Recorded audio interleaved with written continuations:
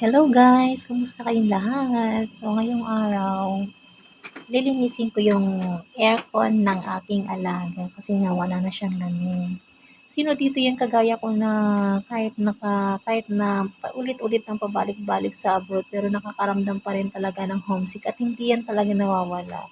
So naghanap nga ako ng aking gagawin kasi hindi ko na naman maintindihan yung pakiramdam ko. Yung bang malapit ka naman ng umuwi pero andun pa rin yung basta, alam mo yung hindi mo mai-explain o hindi mo talaga masabi kung ano yung nararamdaman mo 'pag tinamaan ka talaga ng homesick. Kaya naghanap ako ng aking pagkakalibangan nang sa gano'n hindi ko mamalayan yung oras.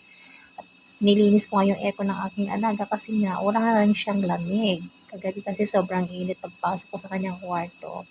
Pinunasan ko na rin siya nang sa gano'n is malinis at dinamay ko na rin yung kanyang mirror cabinet, ayan. Kasi lahat ng mga alikabok na nanggagaling sa aircon tumatama diyan sa ibabaw ng kanyang cabinet. So, dinamay ko na rin siyang pinunasan. At kinuha ko na nga yung filter na sobrang dumi, dinala ko sa banyo at do'n ko na siya bobombitan ng tubig.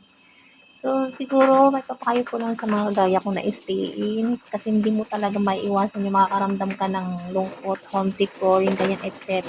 Maghanap tayo ng pagkakalibangan natin nang sa gano'n maibsan yung ating nararamdaman na lungkot. Kasi hindi yan talaga nawawala.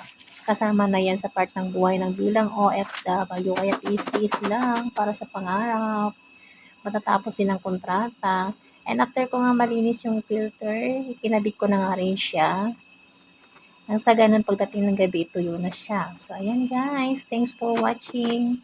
Ngayon lang ulit ang kapag-upload, ngayon lang ulit sinipag makapag-upload. So hanggang dito na lamang. Bye-bye.